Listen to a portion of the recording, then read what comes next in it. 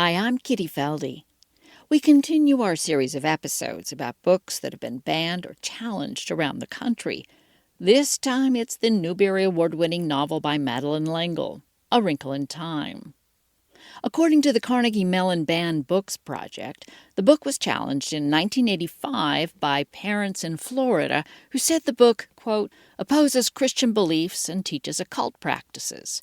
The school principal did not remove the book from the fourth grade curriculum. In 1990, a parent in Alabama asked to have the book removed because it, quote, sends a mixed signal to children about good and evil. The school board and the superintendent voted unanimously to deny the request.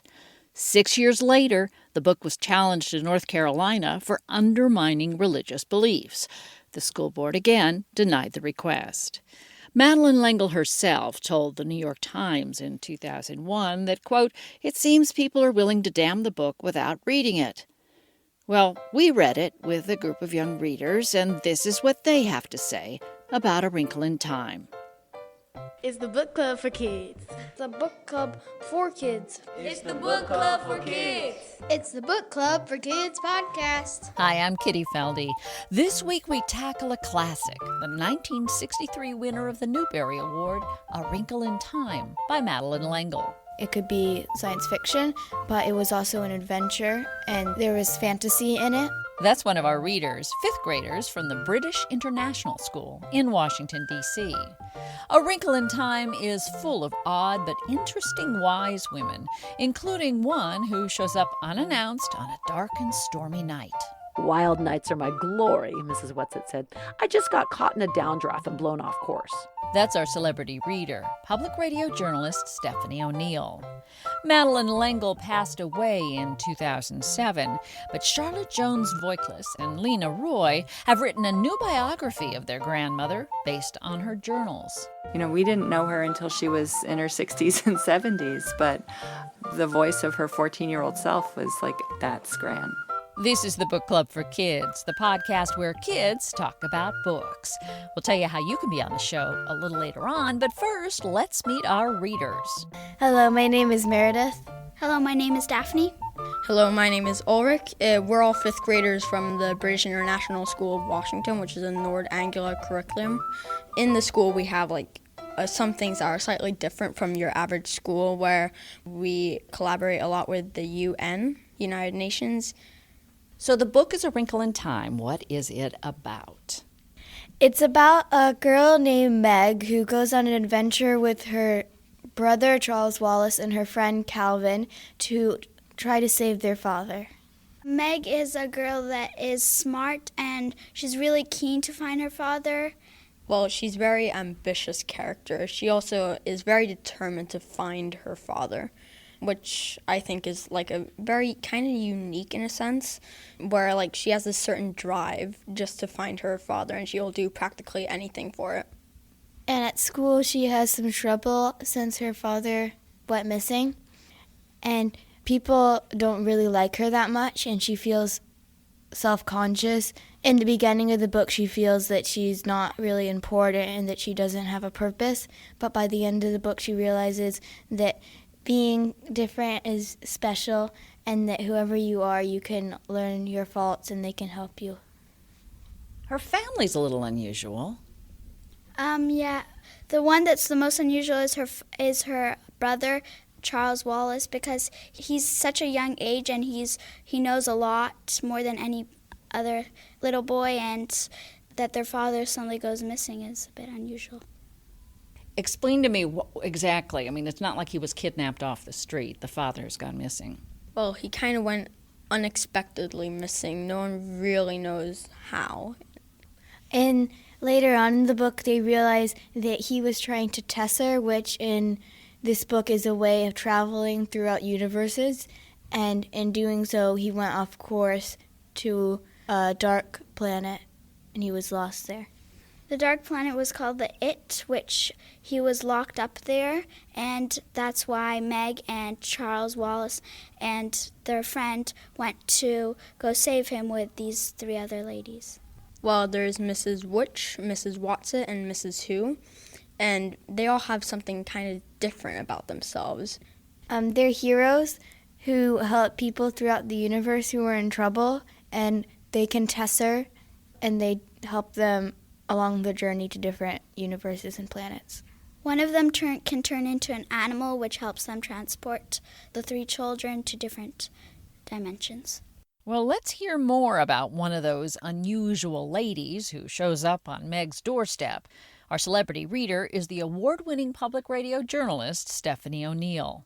"Here's your sandwich," Meg said, bringing it to Mrs. Whatsit. "Do you mind if I take off my boots before I eat?" Mrs. Whatsit asked, picking up the sandwich nevertheless. "Listen." She moved her feet up and down in her boots, and they could hear water squelching. "My toes are ever so damp. The trouble is that these boots are a mite too tight for me, and I never can take them off by myself." "I'll help you," Charles offered. "Not you. You're not strong enough." "I'll help." Mrs. Murray squatted at Mrs. Whatsit's feet, yanking on one slick boot.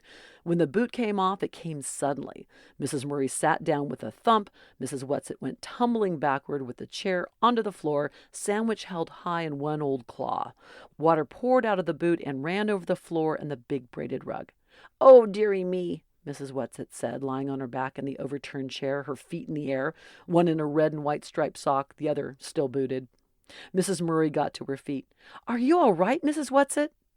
"If you have some liniment, I'll put it on my dignity," Mrs. Whatsit said, still supine. "I think it's sprained. A little oil of cloves mixed well with garlic is rather good." And she took a large bite of sandwich. "Do please get up," Charles said. "I don't like to see you lying there that way. You're carrying things too far."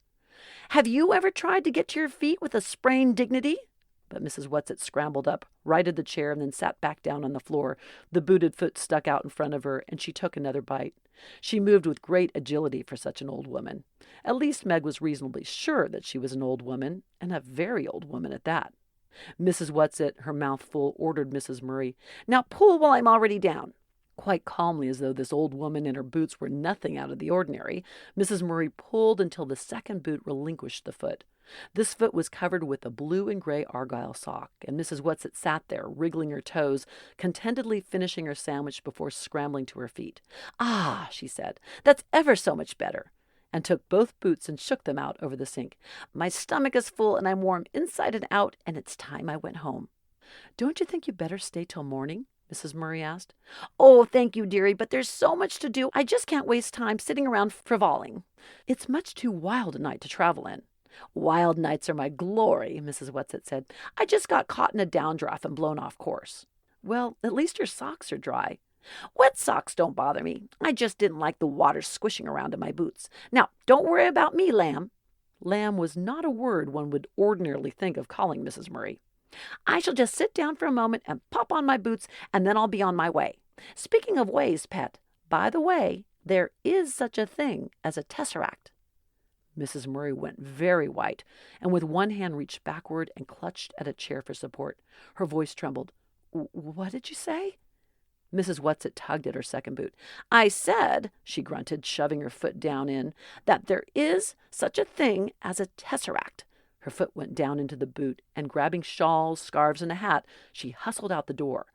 Mrs. Murray stayed very still, making no move to help the old woman. As the door opened, Fortinbras streaked in, panting, wet and shiny as a seal. He looked at Mrs. Murray and whined. The door slammed. "Mother, what's the matter?" Meg cried. "What did she say? What is it?" "The tesseract," Mrs. Murray whispered. What did she mean? How could she have known?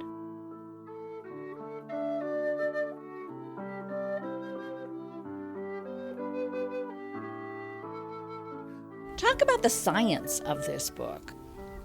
Well, the whole concept is that there's the first dimension, which is all second dimension, which is all flat, third dimension, which is the dimension that we supposedly live in, where everything is 3D.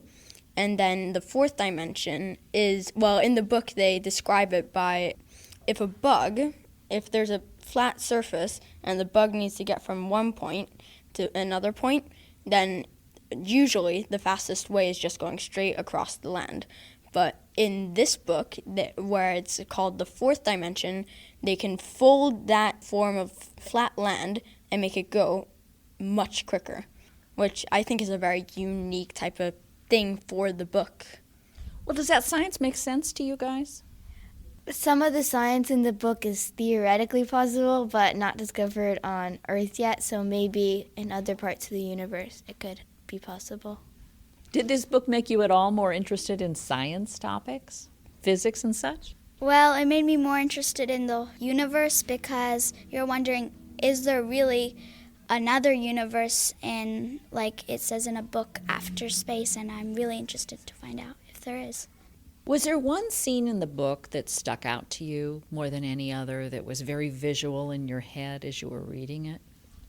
It wasn't exactly visual, but I remember one of the misses told Meg, when they were all giving Meg her presents to go to Katamaz, she said, "To you I give your faults."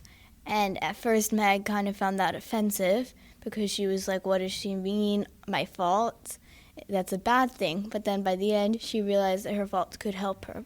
Did that resonate with you personally? You have no faults. No, I have faults, but I don't think anyone has ever given me my faults. You just got them yourself. Yeah. What scene stuck with you? I thought the bouncing ball scene because it really visualized, it told you where it was, it gave every detail of it, and it made you hear the noise in your head because it was like so strong. Yeah, it does paint like a very vivid image in your mind where all the balls are bouncing at the same time. Everything is perfectly coordinated. So this book was written quite a few years ago. Does it still stand up today? Is it a book that's of interest to you guys in the 21st century? Yes, because it's a classic, and even though it's older, it's still good to study different styles of writing, and it still has an interesting plot.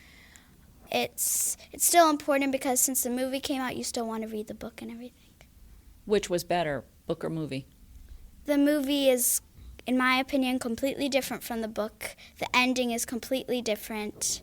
Well, in the movie and the book, there are some obvious differences, like Calvin O'Keefe, and in the book, they describe him as slightly different of a character, and same with Meg. I feel like in the movie, well, the older one, like the 2004, I believe, Meg is like kind of more of an outcast than it does describe in the book. Although in the book, she is still kind of like an outcast, but in the movie, it's like heavily, like that's a big part. I saw one of the movies, the more recent one. The movie was more modern, and it had modern touches, like where they went to school and their homes were different than described in the book, but I think pretty similar characters and a similar plot. Would you be brave enough to go on that kind of a journey through time and space to try to rescue your father? Well, I would say you can die, which I wouldn't want to do, but to rescue somebody you really love is, it's important, I guess. Would you have the bravery to do that? No. Well, it's kind of. Maybe. Maybe. No, because I think I'd be too scared that something was possible, not because I'd be too scared to face the challenges, but because I'd be too scared it was actually possible that something like that existed, that I hadn't known existed, and that there was so much that I didn't know. Madeline L'Engle passed away just shy of her 89th birthday, but her two granddaughters, Charlotte Jones Voigtlis and Lena Roy, writers themselves, searched through their grandmother's journals, letters, and poems, and wrote a new biography called Becoming Madeline. So Charlotte and Lena, many of your grandmother's heroines, don't want to grow up, or at least they want to slow down the process. You guys write in Becoming Madeline that she herself was rather ambivalent about leaving childhood. It really wasn't because her childhood was happy and she wanted to stay a child forever because it was so great. I think it was more that the examples of what being an adult looked like was really difficult, that it wasn't something that she looked forward to. As a writer, she imbued herself in her characters, so she was definitely Meg, she was definitely Vicky. She processed her feelings through her writing. Sometimes we think she might have written an idealized version. She was an only child, so she wrote with protagonists who had multiple siblings in the family. Would you read just a bit from her journal? At 31, I am still beset with all the passions, depressions, exaltations of adolescence. Some of adolescence I don't want to lose. The sudden awareness of discovery of all kinds of things, books, pictures, music, sunsets, stars, common trees, night, food, drink, people. But the other part, the unreasonable moods, glooms, tortures, self-doubts, the unwillingness to grow up, those I wish I could lose. It's a difficult balance to strike. To be a writer, the kind of writer I want to be, I must keep certain qualities of adolescence, but it must be passion that is productive. Out of the gloom must come light. And above all, I must not use it as an excuse to remain childish. I myself must mature if I can hope to have my writing become mature. I have asked myself frequently of late why writing is so desperately important to me. Or more simply, why do I write? And the only really honest answer I can give is, I have to. But why I have to, I can't truly say.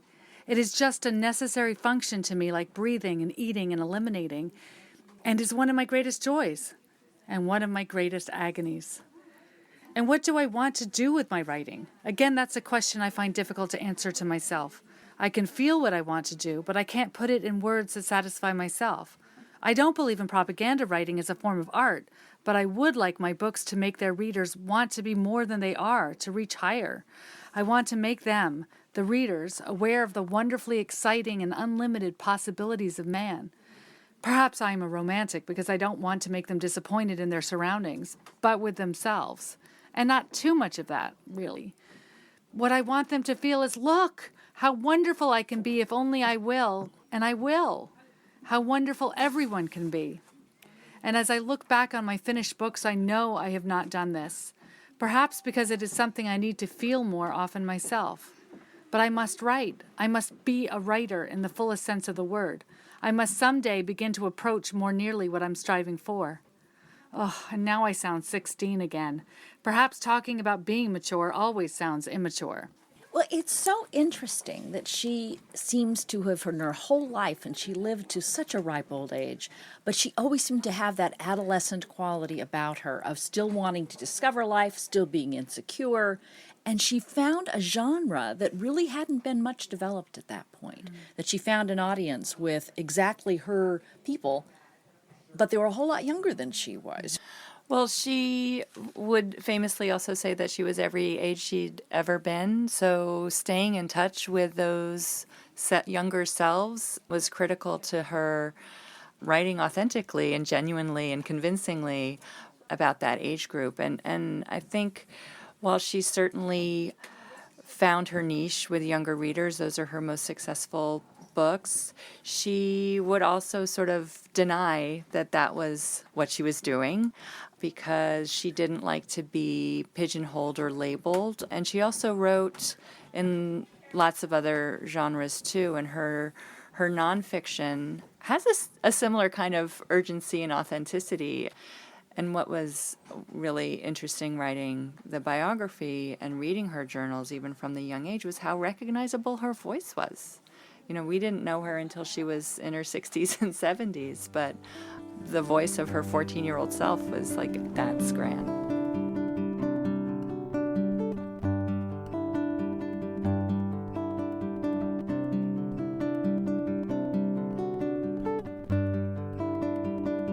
What genre would you stick this in?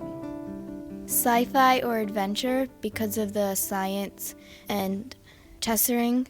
It could be science fiction, but it was also an adventure, and there was fantasy in it, like Mrs. Whatsit, who turned into that creature. Well, can you point to any books that you've read that you might say were inspired by this book? Maybe Harry Potter because there was like monsters. I would agree with the Harry Potter one, especially considering Meg is definitely in the book an outcast from the school, and so is Harry Potter in the book, where he doesn't really fit in either. Because of the parents missing, I would also say of Harry Potter because the father goes missing, and in Harry Potter, the parents are not there. I think it's a little bit like the book Wonder because Meg is an outcast and so is Augie, but in the end, both of them realize that their faults can help them. It is interesting, those two tropes that you mentioned, no parents and outcast. A lot of writers use those two things in books. Why do you think that is? Maybe you have something different that isn't considered a good thing in like the society, then there is still hope, and that even if you are different and maybe you don't fit in as well, you still have your thing and you're unique in your own sense.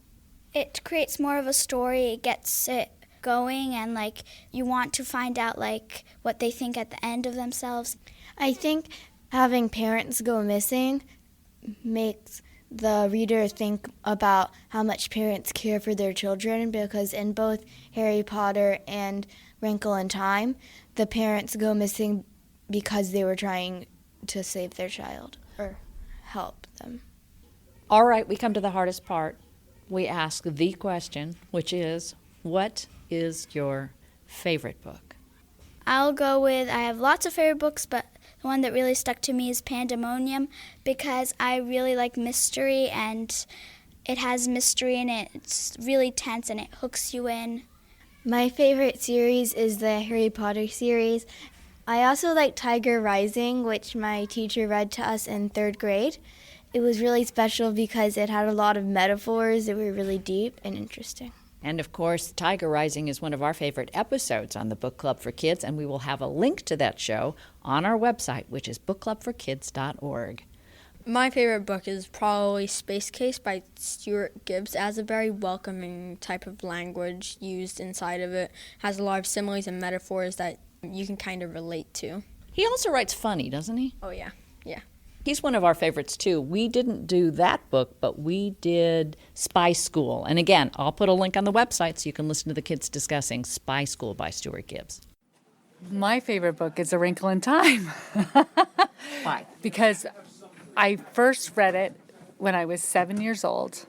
It was actually my teacher who sat us around in a circle and started reading the first chapter. And I was so entranced that I went home and I went to my grandmother's apartment and I got the book and curled up in her bed and finished it. So it was the book that catapulted me into reading and then also into knowing who she was, besides just being my grandmother. And it's a book that I draw strength and comfort from, and I just marvel at how it allows me and the reader to be human and to be flawed, but to work on ourselves and to be in community with others.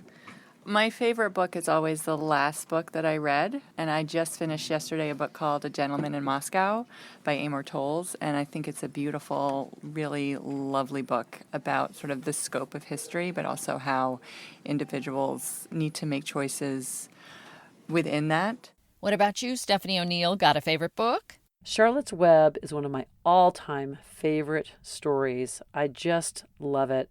E.B. White is the author, Garth Williams is the illustrator, and the illustrations are fantastic.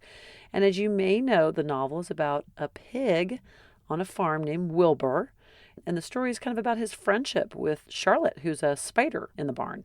It's a beautiful story about friendship and love. And I know there's a movie out, and even if you have seen the movie, I really think you should read the book, because to me, that's where the story really lives. We'll have a list of everybody's favorite books at our website, bookclubforkids.org. Thanks this week to producer Ilse Setziel. Jonathan Jensen composed our theme with additional music from Charles Nillman. Emma Steinkellner designed our logo. Thanks to our celebrity reader, Stephanie O'Neill, and to writers Charlotte Jones-Voikless and Lena Roy. And thanks to our readers this week, Meredith, Daphne, and Yurik, and their librarian, Kristen Teeters, from the British International School in Washington, D.C. This episode is made possible in part by a grant from the D.C. Commission on the Arts and Humanities, an agency supported in part by the National Endowment for the Arts. And by the way, if you want to be on the Book Club for Kids podcast, just stop by our booth Saturday, April 6th at the City of STEM LA Maker Faire. It's at the Los Angeles Historic State Park, which is near Chinatown, just north of downtown LA. We will be interviewing kids about their favorite books, so come by and see us. I'm Kitty Feldy. Thanks so much for listening.